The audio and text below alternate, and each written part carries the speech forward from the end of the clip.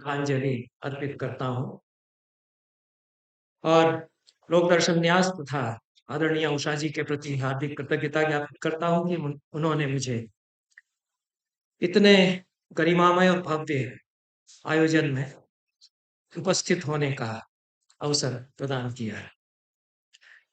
ऐसे अनेक आयोजनों में सम्मिलित होने का अवसर आता है जिनमें दुख और सुख दोनों मिले रहते हैं। बहुत मिश्रीकृत भावनाओं के साथ इस तरह के कुछ आयोजनों में पिछले कुछ वर्षों से मेरा आना जाना होता रहा है और मुझे सदैव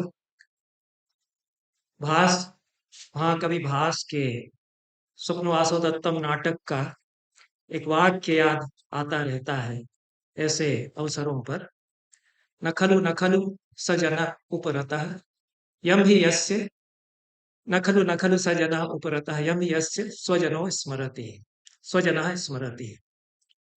वो आदमी हमें छोड़कर कहीं गया नहीं है जिसके अपने उसको याद करते रहते हैं। मुझे हमेशा लगता है कि जिनको हम याद करते हैं वे हमारे बीच मौजूद रहते हैं, केवल स्मृतियों के ही सहारे नहीं, पता नहीं कितने रूपों में वो हमारे बीच एक अनिवार्य सत्ता की तरह मौजूद रहते हैं, हमें हौसला हमारा बढ़ाते रहते हैं। मैं तो खुद अपने पिताजी की स्मृति में 15-16 सालों से 17-18 सालों से प्रतिवर्ष आयोजन करता हूँ, कई तरह के आयोजन करता हूँ। मेरा अपना भी अनुभव यही रहा। आदरणीय प्रेम कुमार जी ने मेरा काम बहुत ही आसान कर दिया। उन्होंने बहुत सुलझे हुए ढंग से सूत्रबद्ध रूप में कुछ ऐसी बातें कह दी हैं और मुझे भी वही बातें कहना थी। मेरे सामने भी वही समस्या भी मेरे सामने है कि मैं दर्शन शास्त्र का कभी विद्यार्थी नहीं रहा। जिसको फिलॉसफी कहा जाता है या दर्शन शास्त्र कहा जाता है, उसका मैं कभी छात्र रहा ही नहीं। और पता नहीं क्या सोच के मुझे बुला लिया गया है। अ, संस्कृत में कुछ ग्रंथ अवश्य मैंने पढ़े हैं, उस नाते कुछ न कुछ संबंध उस विषय से मेरा आप कह सकते हैं, जिसे दर्शन कहा जाता है। हमारे यहाँ एक मान्यता है कि एकम शास्त्रम इतर शास्त्रानुबंधी। एक शास्त्र अनिवार्य रूप से अनेक कई शास्त्रों से जुड़ा रहता है और किसी एक शास्त्र को पढ़ने के लिए, शास्त्र में भी दर्शन ही होता है, तो किसी एक शास्त्र को पढ़ने के लिए आपको उसकी पेरीफेरी में जितने शास्त्र हैं, और कई शास्त्र हो सकते हैं। एक मेरा तो विषय साहित्य शास्त्र और नाट्य शास्त्र है, तो साहित्य शास्त्र का या नाट्य शास्त्र का कोई भी ग्रंथ पढ़ने के लिए मुझे बहुत सारे दर्शनों का ज्ञान होना बहुत ही लाजमी है। उसके बगैर मेरा काम ही नहीं चलता। एक किताब काव्य काव्य प्रकाश है जो एमए में मुझे पढ़ाना पड़ती थी, तो मुझे लगा कि इसको पढ़ने पढ़ाने के लिए मुझे न्याय दर्शन अच्छी तरह जानना चाहिए, मुझे मीमांसा जाननी चाहिए, मुझे वेदांत जानना चाहिए, व्याकरण दर्शन वाक्यपदीय मुझे पढ़ना चाहिए इसके लिए, और भी बौद्ध दर्शन भी पढ़ना चाहिए मुझे, क्योंकि उसमें तो अपोहवाद आ जाता है। कैसे जो theories of word and meaning है, जो भाषा के सिद्धांत है, उनमें अपोहवाद की चर्चा क्यों लाजमी है। तो उस नाते हमारे एमए के कोर्स में भी कुछ संस्कृत में जिनको दर्शन शास्त्र के ग्रंथ कह सकते हैं ऐसी किताबें रहती थी। वेदांत सार, तर्कभाषा आदि वो मैंने पढ़ी। अन्यथा मैं फिलॉसफी का आदमी बिल्कुल भी नहीं हुआ। मुझे तो थोड़ा डर भी लगता है फिलोसफर्स के बीच में यदि कहीं बैठना पड़ जाए। तो मेरे लिए सुकून की बात यह है कि उमाशंकर शर्मा ऋषि जी, जो देश के सबसे बड़े संस्कृत के विद्वानों में से एक हैं, बहुत पूज्य है मेरे लिए, और वो यहाँ बैठे हुए हैं। और अष्टभुजा जी बैठे हुए हमारे बहुत अच्छे मित्र हैं, वो भी संस्कृत के ही प्राध्यापक रहे हैं। तो इन दोनों को देखते हुए, इन दोनों के चेहरे देखते देखते मैं कुछ बातें कहूंगा। और पहले तो दर्शन किसको कहा जाए और आधुनिकता किसको कहा जाए, ये समस्या है। तो इसको 2-4 मिनट में मैं अपने हिसाब से स्पष्ट करके मैं आगे बढ़ूंगा। इसीलिए फिलॉसफी में मैं नहीं जाऊंगा। फिलॉसफी में क्या होता है मुझे बिल्कुल पता नहीं है। मुझे ये जरूर मालूम है कि फिलॉसफी क्या है, यही सबसे जटिल समस्या है फिलॉसफी में, कि फिलॉसफी को कैसे परिभाषित किया जाए। ये आधुनिक दर्शन शास्त्र की सबसे जटिल समस्याओं में है। और इसीलिए दर्शन और फिलॉसफी तो एक नहीं हो सकते हैं, क्योंकि मेरे हिसाब से दर्शन क्या है, ये बहुत जटिल समस्या नहीं बनती। हमारे यहाँ बहुत ही सुस्पष्ट रूप में अत्यंत प्राचीन काल से लगा करके सदैव ये परिभाषित किया जाता रहा कि दर्शन क्या है। एक तो व्युत्पत्ति परक अर्थ दे करके स्पष्ट कर देते हैं, फिर प्रक्रिया बता करके जो स्वरूप लक्षण और तटस्थ लक्षण जितने भी डिफाइनिंग किसी कैटेगरी को, किसी कोटि को परिभाषित करने के जितने भी मानक हो सकते हैं, उनके हिसाब से दर्शन को हम लोग परिभाषित करते हैं। इसलिए मेरे हिसाब से तो ये समस्या जिस शास्त्र परंपरा से होकर के मैं आया हूँ, वहां ये समस्या नहीं बनती। नान ऋषि कविरित्युक्ता ऋषिष्ट किल दर्शनात्, ये हमारे यहाँ भट्टतोद का वचन उद्धृत पूरे साहित्य शास्त्र की परंपरा में होता है। वही जो शास्त्रों की परंपरा है उसमें भी माना जाता है कि दृश्य धातु से दर्शन शब्द बना है। देखना उसका अर्थ होता है, देखने की प्रक्रिया भी दर्शन है, देखने की प्रक्रिया से जो ज्ञान प्राप्त होता है वह भी दर्शन कहा जाएगा। तो बहुत ज्यादा उसको अतिव्याप्ति अव्याप्ति आदि से मुक्त, जो ब्रॉडर डिफिनीशन और नैरो डिफिनीशन वगैरह जो डिफिनीशन के दोष होते हैं, उनसे मुक्त करके भी परिभाषित करने की कोशिश करें तो कहते हैं कि विचित्र भाव धर्मांश तत्व प्रख्याच दर्शनम। चीजों की इतनी गहराई में जाकर के उनकी जो सारी विचित्रताएं हैं उसको देख लेना, सृष्टि के भीतर जो विचित्रताएं हैं और भी जो किसी भी पदार्थ के भीतर, उनको अपनी दृष्टि उसको देख लेने की ऐसी दृष्टि जिससे कि उसके भीतर का तत्व बोध हो जाए, वो दर्शन कहलाता है। और जो दर्शन करता है वो ऋषि है। हमारे यहाँ दार्शनिक शब्द का प्रयोग मुझे नहीं मिला, ऋषि जी बता सकते हैं बहुत प्राचीन साहित्य में यदि कहीं आया हो, लेकिन जिसको दार्शनिक कहा जा रहा है वो हमारे यहाँ उसको ऋषि ही कहते हैं। और रमावतार शर्मा की बात आपने की, वो तो कहते हैं कि जो वैज्ञानिक हैं आज के, वो तो कई वैज्ञानिकों का नाम लेते हैं परमार्थ दर्शनम में, और उनको संस्कृताइज्ड नाम भी लेते हैं। बहुत अच्छा उन्होंने विज्ञान पढ़ा, फिजिक्स उनका अच्छा था।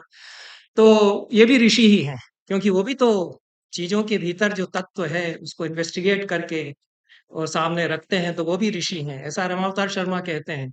क्योंकि वो दर्शन क्या होता है वो भी जानते हैं।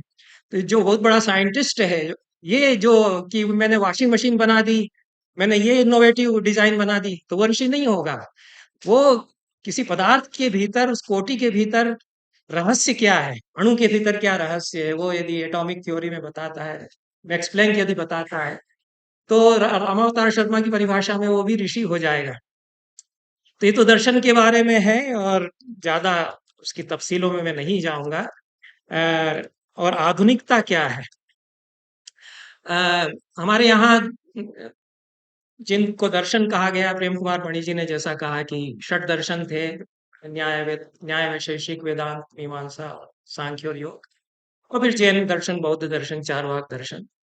तो उस अर्थ में भी दर्शन शब्द का प्रयोग, जो फिलोसॉफिकल सिस्टम्स जिनको कहते हैं अंग्रेजी में हम, उस अर्थ में भी दर्शन शब्द का प्रयोग बहुत प्राचीन काल से हमारी परंपरा में आ जाता है। और हरिभद्र सूरी बहुत बड़े अद्भुत आचार्य हैं।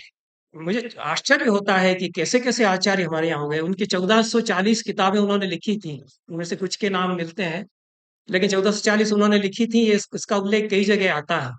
और क्या उनकी मेथोडोलॉजी है फिलोसोफाइजिंग की, कितने बड़े वो अद्भुत दार्शनिक हैं। तो उन्होंने सर्व ये षट दर्शन संग्रह किताब लिखी 5वीं 6वीं शताब्दी में, हरिभद्र सूरी। ये भी एक आधुनिकता का पड़ाव आता है कि सिस्टम्स को डिफाइन करके, और वो एक पुस्तक सिक्स सिस्टम्स ऑफ फिलॉसफी जैसा आजकल कहते हैं कि 6 दर्शन प्रस्थानों पर, जिसमें कि जैन बौद्ध और चारवाक ये वैदिकेतर दर्शन है, और सांख्य योग और मीमांसा वैदिक दर्शन है। पहली बार हरिभद्र सूरी ने इस तरह से चर्चा की। तो दर्शन शब्द प्रचलित है हमारे यहाँ ज्ञान की परंपरा के अर्थ में, जिसको कि इन्वेस्टिगेशन के द्वारा, तत्व रहस्य के बोध के द्वारा कोई ऋषि परिभाषित करता है, बताता है। आधुनिकता से क्या आशय लिया जाए, ये भी उतनी ही जटिल समस्या है कि मॉडर्निटी क्या है, और इस पर भी बहुत काम होता रहा है, बहुत सारी किताबें हैं। साहित्य में तो हमको टी एस एलियट का बहुत अच्छा लेख है, वो बताया जाता था, मैंने भी उसको पढ़ा, ट्रेडिशन एंड मॉडर्निटी। तो और उस पर बहुत सारी किताबें भी लिखी गई। लेकिन मेरे लिए आज के व्याख्यान के लिए इतना ही है कि अधुना से आधुनिक बनता है, अधुना माने अब, इस समय, आज का समय, और उसमें जो हो रहा है वह आधुनिक हुआ, लेकिन समसामयिकता से अलग हुआ हो जाता है। इस अर्थ में कि जो हमारे वर्तमान में समकाल में विनियोज्य हो जाता है वही आधुनिक हो जाता हो सदैव, ऐसा नहीं है, ऐसी व्याप्ति नहीं बनती कि जो कंटेम्परेरी है, समसामयिक है, वह आधुनिक हो जाएगा। हमारे यहाँ काल की जो अवधारणा है, और काल पर बहुत बात हो रही है 2 दिन से, मुझे ऐसा पता चला। तो हमारे यहाँ काल की अवधारणा में एक अखंड काल की अवधारणा है। तो उसमें तो आधुनिक कुछ होता ही नहीं है, क्योंकि जो आज आधुनिक है वो कल पुरातन हो जाएगा। तो एक अखंड काल की सत्ता जो है उसमें कि भूत भविष्य और वर्तमान का विभाजन निरस्त हो जाता है। और एक सखंड काल है जिसकी की व्यावहारिक सत्ता है। और उस अखंड काल को हम अपनी समझ के लिए अलग अलग खंडों में विभाजित करते हैं। उसको हम भूत भविष्य और वर्तमान में भी विभाजित करते हैं, जबकि वस्तुतः भूत भविष्य और वर्तमान तो समय के सातत्य में, उसके प्रवाह में नहीं होता है। तो यदि आधुनिकता को परिभाषित ही करना हो तो मैं ऐसा कुछ कहूंगा कि अखंड काल से अव्यवहित प्रत्ययों का सखंड काल में प्रत्यावर्तन होते रहना ही आधुनिकता है। ये थोड़ा जटिल हो गया मामला, लेकिन मैं अपने अपने अलग अलग समयों में हम जो सातत्य है जिन परंपराओं का, उनको हम विनियोजित करते हैं। इस दृष्टि से हमारे यहाँ जो इटर्निटी है, नित्यता की अवधारणा है, वो 2 प्रकार की बताई गई शास्त्र परंपरा में। एक तो कूटस्थ नित्यता है और एक प्रवाह नित्यता है। कूटस्थ तो कहते हैं जो शाश्वत है, जो परिवर्त्य है, जो बदलता नहीं है। एक नित्यता ऐसी है, नित्य है तो नहीं बदलेगा, लेकिन वो कहते हैं कि एक प्रवाह नित्यता होती है। तो जो कुछ भी चिरंतन है, जो तत्वबोध हुआ है, चाहे दर्शन शास्त्र में किसी ऋषि को हुआ हुआ हो, वो कूटस्थ है। वेदांत का ब्रह्म है, वो कूटस्थ कहा गया है। लेकिन मैं तो नहीं मानता, जैसा रामावतार शर्मा भी उसको रिजेक्ट करते हैं कि मैं नहीं मानता, बहुत अच्छी तरह से करते हैं, मुझे तो बहुत आदरणीय है रामावतार शर्मा, जिस तरह से वो वेदांत को डिमोलिश करते हैं, डिकंस्ट्रक्ट करते हैं, कि मुझे संतोष नहीं होता इस तरह के कूटस्थ ब्रह्म से। तो ये कहा गया कि ये जो कूटस्थ नित्य है, ये प्रवाह नित्य उसको होना पड़ेगा। तो उस समय के प्रवाह में आकर के वह अपनी उसकी समय की सापेक्ष गति के साथ में वो क्या परिवर्तित होती है, उससे उसकी अवधारणाओं में ये प्रवाह नित्यता है। तो ये कूटस्थ नित्यताएं निरंतर प्रवाह नित्यताओं में तब्दील जब होती हैं तो आधुनिकता का उदय होता रहता है, ऐसा मैं अपनी समझ के लिए कह सकता हूँ। और ये जो कूटस्थ नित्यताओं का प्रवाह नित्यताओं में आवर्तन विवर्तन होता है, या जो खंड काल के चिरंतन तत्वों का सखंड काल में आवर्तन विवर्तन होता है, इसके लिए कुछ मेथोडोलॉजीज हमारे यहाँ, कुछ प्रक्रियाएं हमारे यहाँ अपनाई जाती रही और घटित होती रही, जिससे कि बार बार आधुनिकता का अवतरण विचारधाराओं के क्षेत्र में, दर्शनों के क्षेत्र में होता रहा। तो उनकी चर्चा मैं संक्षेप में करूंगा। ये वैसे बहुत बड़ा विषय हो गया है, और जितना सरल है, जैसा प्रेम कुमार जी ने कहा, उतना ही बहुत जटिल भी है। तो एक तो पूर्व पक्ष और उत्तर पक्ष के प्रतिपादन के द्वारा ऐसा होता रहा, जिसको कि अंग्रेजी में समझने के लिए प्राइमा फेसी व्यू और अपोनेंट्स व्यू भी कहा जाता है, और फिर थ्योरी कहा जाता है। तो जो विरोधी का मत है और जो हमारा सिद्धांत मत है, दोनों का जो टकराव निरंतर चलता है, उससे आधुनिकताएं बराबर जन्म लेती रही हैं। और पूर्व पक्ष में उसको नहीं मानता जिसको कि डिमोलिश करके खत्म कर दिया गया है। वो पूर्व पक्ष होता ही नहीं मेरे हिसाब से। पूर्व पक्ष वो है जो खत्म होता ही नहीं है, जो अप्रत्याहत रूप से परावर्तित हो लौट करके आता है, वही पूर्व पक्ष होता है। शंकराचार्य ने खत्म नहीं किया बौद्ध दर्शन को। मैं बहुत गलत बात इसको मानता हूँ। कैसे आप बौद्ध दर्शन को आप खत्म कर दोगे? ऐसे कैसे खत्म कर दोगे आप? वो तो फिर पैदा होकर के आ जाएगा आपके सामने, उतना ही सिर उठा करके खड़ा होगा, वो 20वीं शताब्दी में आ जाएगा, अंबेडकर के रूप में आ जाएगा, वो बहुत सारे राहुल सांकृत्यायन के रूप में आ जाएगा, शेरवाट्सकी के रूप में आ जाएगा। वो पूर्व पक्ष खत्म नहीं होता है, आपके किए से नहीं होता, आपके बूते की बात नहीं है। चारवाक को खत्म नहीं कर सकते आप, बहुत प्रबल पूर्व पक्ष है, जिसको कहते हैं कि प्रधान मल्ल है। शंकराचार्य बार बार अपने ब्रह्मसूत्र भाष्य में इस शब्द का इस्तेमाल करते हैं कि सांख्य हमारे लिए प्रधान मल्ल है। उससे वो तो इतना बड़ा हेवीवेट चैंपियन है सांख्य हमारे लिए, कि घबराते हैं उससे लड़ने में। चारवाक भी वैसा ही हेवीवेट चैंपियन है सारे दर्शनों के लिए, सारे दर्शन घबराते हैं, इसलिए हंसी उड़ाना पड़ती है उसको। जैसे पॉलिटिक्स में आपका हो रहा है कि इतना कोई बड़ा प्रतिद्वंदी हो तो उसका चरित्र हनन करके, उसकी हंसी उड़ा करके उसको समाप्त करेंगे। चारवाक उसके तो आद्य प्रवर्तक बृहस्पति हैं, देवताओं के गुरु, इतने महान दार्शनिक, उन्होंने सूत्र दिए थे चारवाक के, और उद्धृत होते हैं। चारवाक के सूत्र उद्धृत होते हैं, उसकी प्रमाण मीमांसा, उसकी ज्ञान मीमांसा, उसकी साधना पद्धतियां हैं, उसके संप्रदाय थे कई। केवल प्रत्यक्ष को ही प्रमाण मानने वाला चारवाक नहीं होता। कई चारवाक के स्कूल ऐसे हैं जिनमें कि प्रत्यक्ष और अनुमान दोनों प्रमाण माने जाते हैं। तो ये जो पूर्व पक्ष का निरंतर लौट करके आना, इससे बार बार हमारे विचारधाराओं के क्षेत्र में आधुनिकताएं आती रही। और ये तो हम बहुत ऐसे समय में रह रहे हैं जहाँ की विचारधाराओं का एक गहरापन होता चला जा रहा है। इसलिए हम इस बात को भूल गए हैं कि पूर्व पक्ष निरंतर उठ करके खड़े होते रहे, तभी शुभ होगा, तभी एक अच्छे समय में हम रह सकेंगे। दूसरी बात यह है कि पूरी पूरी जो हमारी दर्शन की परंपराएं हैं, उनमें एकत्व की ओर लौटना और फिर बहुलीभवन होना, इसकी प्रक्रिया भी हमारे शास्त्रों में बहुत बार बार बताई गई। और ऋग्वेद में तो जो नासदी सूक्त है उससे आरंभ हो जाता है, जो सृष्टि के विषय में चिंतन वहां आरंभ होता है। आप तो चाहे बैठ जाइए, कहीं कहाँ तक आप खड़ी रहेंगे, नहीं तो फिर मुझे बैठ जाना पड़ जाएगा आपसे, नहीं बैठा तो वैसे बता दीजिएगा जब बंद करना हो। तो ये नासदी सूक्त से आरंभ होता है कि एक तो उसमें चिरंतन तत्व क्या, इसका विचार किया गया, और अंधेरे की परतों में लिपटा हुआ अंधकार ही था और कुछ भी नहीं था उसके बीच से, फिर तो कोई एक हुआ, तो एक कोई हुआ ऐसा है। और बाद में फिर कुछ ही आगे चल करके कहने लगते हैं कि जो एक था उसके भीतर यह कामना जागी कि मैं बहुत हो जाऊं, एको हम बहुत श्याम, ऐसा एक के बहुत होने की जो प्रक्रियाएं हैं, विचारधारा का एक होना, उसका इकहरा होना और उसको फिर बहुत होना, व्यक्ति का एक होना और उसको अपने आप को विस्तारित करना, ये सारी प्रक्रियाएं शास्त्रों में, दर्शनों में एकत्व में बहुलीभवन, बहुलीभवन से फिर एकत्व की प्राप्ति के लिए जो संधान होता है, वो एक अनिवार्य घटक है किसी भी विचारधारा को अपडेट करने के लिए। और इसको कई तरह से मैं बताता भी हूँ। एक केंद्रापसारी दृष्टि है, केंद्राभिमुखी दृष्टि है, उसको फूल की पंखुड़ियों का दृष्टांत दे के हम बता सकते हैं कि जो फूल की पंखुड़ियों का केंद्र है वह एक ही है और उससे कई पंखुड़ियां निकलती हैं। हम पंखुड़ियों की तरफ जाते हैं तो केंद्रापसारी दृष्टि हो जाती है, हम पंखुड़ियों से लौटते हैं, जो वृंत है जिसमें वो जुड़ी हुई है उसकी तरफ, तो केंद्राभिमुखी दृष्टि होती है। तो जो सेंट्रीपीगल और सेंट्रीफ्यूटल दृष्टियां हैं, इनके द्वारा भी विचारधारा अपने आप को अद्यतन बनाती रही है, और प्रसार और संकोच की प्रक्रियाएं प्रत्येक दर्शन परंपरा में होती रही है। और हमारे आचार्य, बहुत सारे आचार्य मेरी जानकारी में ऐसे हैं जो बराबर बताते हैं कि हमारा जो शास्त्र था वह तो अनंत था।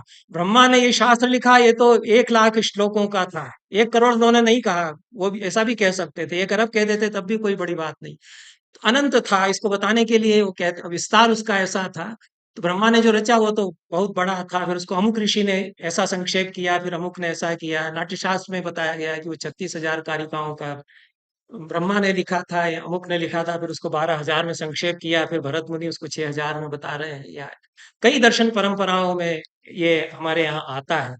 तो ये प्रसार और संकोच की प्रक्रियाओं के द्वारा हम अपडेट करते हैं और अद्यतन बनाते हैं और आधुनिकता का आदान उसमें करते हैं।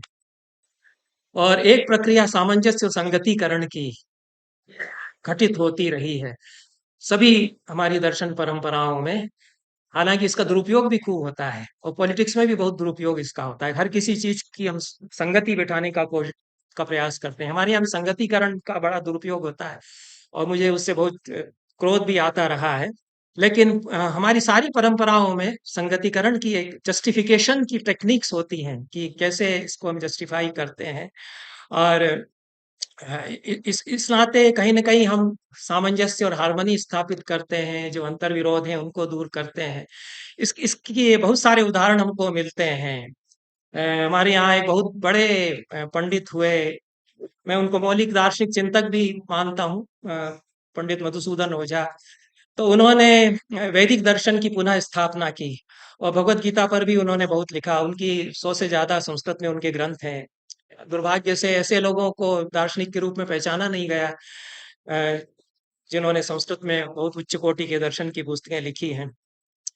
तो उन्होंने बताया कि हम श्रीमद् भगवत गीता में एक अव्यय पुरुष को यदि केंद्र में रखते हैं तो वेदांत दर्शन उससे निकलेगा। और अक्षर पुरुष को केंद्र में रखते हैं तो सांख्य दर्शन उससे निकलेगा, अक्षर पुरुष को केंद्र में रखते हैं तो वैशेषिक दर्शन उससे निकलेगा।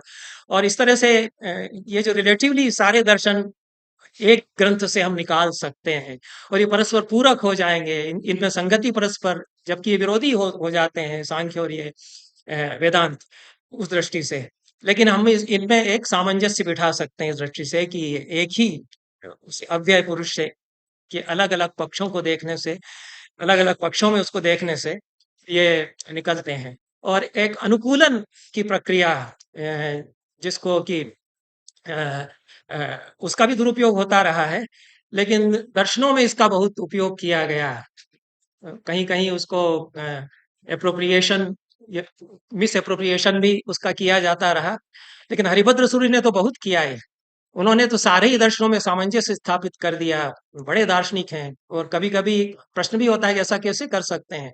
वो नागार्जुन के शून्यवाद को भी कह देते हैं कि वो वेदांत के ब्रह्म के उसमें आ सकता है, और फिर हमारा जो जैनों का सिद्धांत है उसके अनुसार भी वो सत्य हो सकता है यदि उसमें से ये निकाल दिया जाए, ये अपने विचारधारा में अनुकूलित करते हुए उसकी व्याख्या ये बराबर होती रही। और एक स्वामी सहजानंद सरस्वती हुए, उनकी मैं जीवनी पढ़ रहा था, कुबेरनाथ राय की लिखी हुई। तो अरे, एक पिरामिडीय दृष्टि फिर अद्यतन बनाते हुए स्थापित की जाती है कि सारे दर्शनों का प्रतिफलन फिर इस दर्शन में होता है, एक विकासवादी दृष्टि के द्वारा।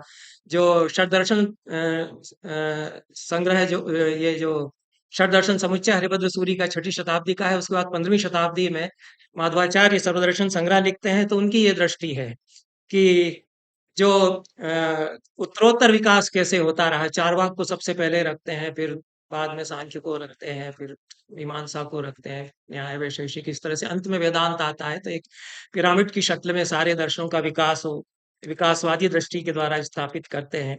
और वो पूरी दार्शनिक परंपरा का अद्यतन विकास इस तरह से हुआ, यह हमको उसमें बताया जाता है। अब मैं कुछ जो मोटी बातें थी उनको